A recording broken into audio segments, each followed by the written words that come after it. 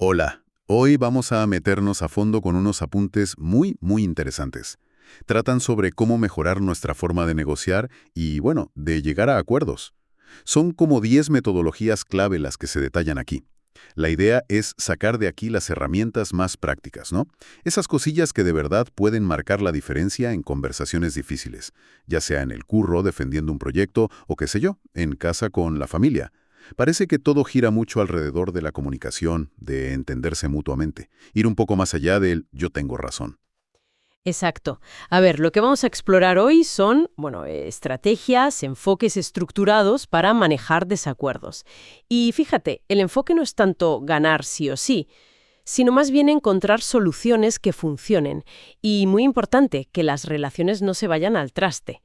Vamos a ver qué proponen estas ideas, por qué suelen funcionar y, bueno, también dónde pueden estar las pegas, claro. Perfecto. Pues vamos a ello.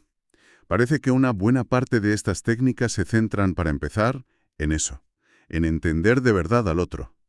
La primera que mencionan es la escucha activa. Dicen que es más que oír, que implica prestar atención total. Al lenguaje verbal, sí, pero también a lo no verbal. Y sugieren cosas como repetir o parafrasear lo que has entendido. En plan, oye, si te he entendido bien, lo que te preocupa es esto. Es como para asegurarse de que estáis hablando de lo mismo, ¿no? Totalmente. La escucha activa, tal como la describen, busca eso, validar al otro, mostrar respeto, asegurar que la comprensión es correcta antes de seguir. Y eso, puede bajar la tensión casi al momento. Pero ojo, no es algo pasivo, requiere un esfuerzo. Callar tu propia voz interior y centrarte de verdad en lo que dice la otra persona. Es la base de muchas otras estrategias que veremos. Claro. Y muy ligado a esto, mencionan la validación de emociones, que básicamente es reconocer el sentimiento del otro, de forma explícita, ¿no? Decir, entiendo que esto te frustre, o veo que este tema es importante para ti. Y esto incluso si no estás de acuerdo con su postura. Suena potente, la verdad. Pero, a ver, ¿no podría parecer que le das la razón si validas su emoción? No sé. Es una muy buena pregunta, y es normal pensarlo. La clave está en diferenciar. A ver, validar la emoción, comprendo tu enfado, no es lo mismo que validar la razón de esa emoción. Tienes razón en enfadarte por eso. Lo que validas es su experiencia, cómo se siente esa persona, su humanidad, por así decirlo. Y como sugieren aquí, esto es crucial, porque hace que la persona se sienta escuchada de verdad, a un nivel más profundo. Y eso muchas veces reduce la necesidad de ponerse a la defensiva, de atacar. Abre espacio para hablar del problema en sí de forma más racional. Separas a la persona del problema. Es eso. Entendido. Validar la emoción, no necesariamente la causa que la provoca. Vale. Luego hay una técnica que suena, bueno, casi al revés, la técnica del espejo, que consiste en repetir las últimas palabras clave del otro, pero como si fuera una pregunta. Ponen un ejemplo. Si alguien dice, estoy harto de que siempre me interrumpan, tú respondes, ¿que te interrumpan? ¿De verdad funciona algo tan simple? Pues sorprendentemente sí. A ver, parece simple, pero es eficaz por varias cosas. Primero, demuestras que estás escuchando con atención. Segundo, y esto es lo más importante, anima a la otra persona a seguir hablando, a profundizar en lo que acaba de decir, sin que se sienta interrogada directamente, ¿sabes? Es como devolverle la palabra para que siga explorando su idea o su sentimiento. Si se usa bien, con naturalidad, puede sacar información muy valiosa que de otro modo no saldría. Qué curioso, fascinante. Y conectando con esto de entender al otro, está la empatía cognitiva, o eso de ponerse en la piel del otro. Aquí la idea es preguntarse activamente ¿por qué reacciona así esta persona? ¿Qué estará pensando o sintiendo? ¿Qué presiones puede tener? Es como intentar ver el mundo, pues eso desde sus ojos. Exacto. Y es importante esa distinción. No es solo sentir lo que el otro siente, que eso sería la empatía emocional, sino entender intelectualmente su perspectiva, sus posibles razones, sus motivaciones, miedos, intereses. Esta comprensión, la cognitiva, es una herramienta estratégica muy potente. Te permite anticipar cómo puedes reaccionar, adaptar tu forma de comunicarte y encontrar puntos en común o soluciones que tengan en cuenta su visión. Es entender su mapa de la situación, aunque no sea el tuyo. Vale. Este primer bloque de entender al otro parece fundamental, sí. Ahora, pasemos a cómo cambiar el enfoque de la conversación. Aquí entra una idea que me parece clave. Enfocarse en los intereses, no en las posiciones. Lo diferencia muy bien. La posición es lo que pides en la superficie. Quiero esa esquina de la oficina. El interés es la necesidad o el deseo que hay detrás. Necesito un sitio tranquilo para concentrarme. Y la sugerencia es clara. Indagar en el por qué que hay detrás del qué. Este es, sin duda, uno de los pilares de la negociación eficaz y de la resolución de conflictos. Vamos, como bien recogen los apuntes, las posiciones suelen ser rígidas, excluyentes, o mi esquina o nada. Los intereses, en cambio, abren un abanico de posibilidades. Si entiendes que la necesidad real es la tranquilidad, pues quizá hay otras soluciones, ¿no? Otra oficina, unos cascos con cancelación de ruido, horarios flexibles, no sé. Al centrarnos en los intereses, seguridad, reconocimiento, autonomía, bienestar, lo que sea, pasamos de pelearnos por recursos limitados a buscar juntos soluciones creativas que satisfagan las necesidades de ambos, idealmente. Tiene todo el sentido del mundo. Y para descubrir esos intereses supongo que es vital hacer buenas preguntas, ¿no? Aquí se menciona el uso de preguntas abiertas, esas que no se responden con un simple sí o no. Ponen ejemplos como ¿qué es lo más importante para ti en esta situación? O ¿cómo ves tú una posible solución? Precisamente.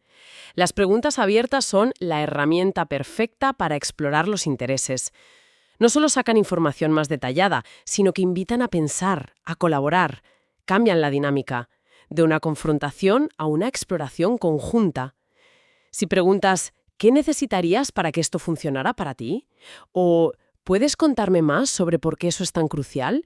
Pues involucras a la otra parte en la búsqueda de soluciones y demuestras un interés real en su punto de vista. Y eso refuerza todo lo que hablábamos antes de la escucha y la empatía. Entendido. Ya hemos visto cómo entender mejor y cómo enfocar la conversación hacia lo importante, hacia los intereses. Ahora, ¿cómo nos comunicamos de forma más constructiva? Sobre todo cuando hay tensión. Aquí aparece la comunicación no violenta, CNV, la de Marshall Rosenberg, que la estructuran en 4 pasos. A ver, observación, describir hechos sin juzgar, cuando llegaste 20 minutos tarde. Sentimiento, expresar tu propia emoción. Me sentí frustrado. Necesidad, identificar qué necesidad tuya no se cubrió, porque valoro la puntualidad y el respeto por nuestro tiempo. Y petición, hacer una solicitud concreta. ¿Estarías dispuesto a avisarme si vas a retrasarte la próxima vez? Parece un método muy completo, casi una coreografía, ¿no? Es un marco muy potente, sí, aunque requiere práctica, para que suene natural y no como un robot.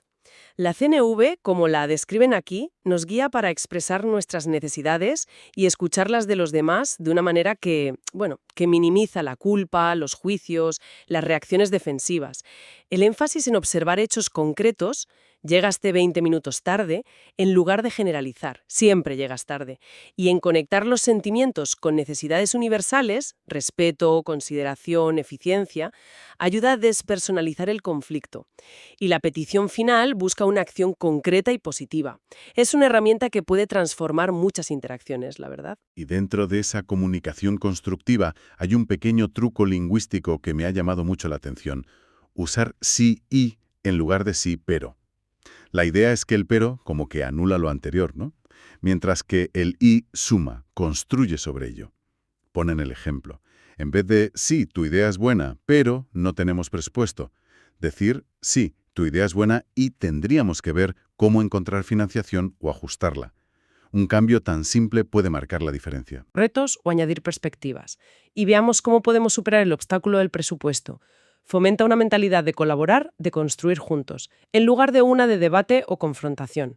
Es muy útil para mantener un buen ambiente cuando se discuten ideas diferentes. Interesante cómo las palabras moldean la dinámica, ¿sí? Ahora, inevitablemente, en conversaciones difíciles, pues surgen emociones fuertes. Frustración, resistencia. ¿Qué hacemos con ellas? El material habla del manejo de la frustración y la resistencia. Recomienda pasos como respirar hondo, reconocer tu propia emoción sin actuarla impulsivamente, recordar el objetivo común y, esto me parece crucial, aceptar que la resistencia del otro es normal, que no es necesariamente un ataque personal. Si alguien se opone, no significa automáticamente que sea irracional o que te esté atacando. Puede ser una señal de que no hemos entendido bien sus intereses, o de que tiene miedos legítimos, o de que la propuesta tal cual no le sirve. Aceptar esto sin tomárselo como algo personal nos permite mantener la calma, no reaccionar a la defensiva, que eso suele escalar el conflicto, y en cambio, pues volver a usar herramientas como la escucha activa, las preguntas abiertas, para entender mejor esa resistencia y abordarla de forma constructiva. Tiene sentido. Evitar que tu propia frustración te haga descarrilar la conversación. Y finalmente, hay un punto que podría sonar un poco a derrota, pero que lo presentan como estratégico. Aceptar que no siempre hay un acuerdo. Reconocer que, a veces, la mejor salida es, bueno, acordar respetuosamente que no se está de acuerdo. Al menos por ahora, para proteger la relación o evitar un conflicto mayor. ¿No es esto un poco conformista? Más que conformista, yo diría que es realista y estratégico. El objetivo no siempre puede ser llegar a un acuerdo, y menos a cualquier precio. Hay situaciones donde las diferencias son muy grandes, o los intereses son incompatibles en ese momento, o el coste de llegar a un acuerdo, en concesiones o en daño a la relación, es mayor que el beneficio. Saber identificar esas situaciones y tener la madurez para parar la negociación, posponerla o simplemente aceptar el desacuerdo de forma respetuosa, pues puede ser la opción más inteligente. Preserva la relación para el futuro y evita el desgaste de una lucha que no lleva a ninguna parte. No es un fracaso, ¿eh? Es elegir la mejor alternativa disponible, que a veces es no tener acuerdo, lo que llaman el batna o man. Entendido. La mejor alternativa a un acuerdo negociado. Vale. La verdad es que estas 10 ideas forman un conjunto de herramientas muy coherente. Y potente. Y para quien quiera profundizar más, mencionan 3 libros específicos. El primero es Inteligencia Emocional, de Daniel Goleman. Lo describen como fundamental para entender la autoconciencia, el autocontrol, la empatía, las habilidades sociales. Vaya, elementos que han salido todo el rato en la conversación. Sí, totalmente. Luego, Negociación sin ceder, el famoso Getting to Yes, de Roger Fisher y William Ury. Un clásico absoluto, dicen, sobre cómo negociar basándose en intereses y no en posiciones, buscando soluciones que beneficien a todos. Encaja perfectamente con varios puntos clave que hemos tratado, claro. Un librazo. Y finalmente, Comunicación no violenta de Marshall B. Rosenberg, un manual detallado para poner en práctica el método CNV que comentamos antes, para construir conexiones más empáticas y resolver conflictos de forma pacífica. Son, sin duda, 3 pilares fundamentales en estos temas. Goleman puso sobre la mesa la importancia crítica de las emociones. Para todo, Fisher y Ury revolucionaron cómo entendemos la negociación con su método basado en principios de Harvard. Y Rosenberg ofreció un lenguaje, una metodología increíblemente práctica para vivir la empatía en el día a día. Son lecturas que complementan y expanden muchísimo lo que hemos esbozado hoy. Muy recomendables para quien quiera dominar estas habilidades. Entonces, resumiendo un poco, este análisis de los apuntes nos deja con una visión clara, ¿no? Mejorar nuestra capacidad de negociación y de llegar a acuerdos parece que va menos de tácticas de presión y más de desarrollar habilidades de comunicación profunda, ¿de verdad? La escucha activa, la empatía real, la claridad al expresar lo que necesitamos sin atacar, y ese cambio fundamental de enfocarse en los intereses que hay debajo. Esas parecen ser las claves que se repiten. Exactamente. Las metodologías que describen, aunque sean distintas, apuntan todas a lo mismo. Abordar estas conversaciones como procesos humanos complejos, donde entender y respetar al otro es tan vital como entender y defender tus propios intereses. Son habilidades que requieren práctica constante, ¿eh? Y autoconciencia. Y adaptarse a cada situación. No hay recetas mágicas, pero sí principios sólidos. Principios que aumentan mucho las posibilidades de encontrar soluciones constructivas y de mantener relaciones sanas, que no es poco. Y quizá una reflexión final, que va un paso más allá de las técnicas en sí durante la conversación. Si todas estas herramientas se enfocan en la interacción, ¿qué papel juega la preparación antes de sentarse a hablar? Dedicar tiempo a pensar de antemano. En nuestros propios intereses, sí. Y en nuestras prioridades, pero también en los posibles intereses de la otra parte, sus emociones, sus presiones, sus perspectivas. ¿Cuánto podría cambiar el resultado si llegamos a la mesa no solo con herramientas, sino también con un mapa mental más completo de toda la situación? Ahí puede haber una ventaja estratégica silenciosa, pero muy, muy poderosa.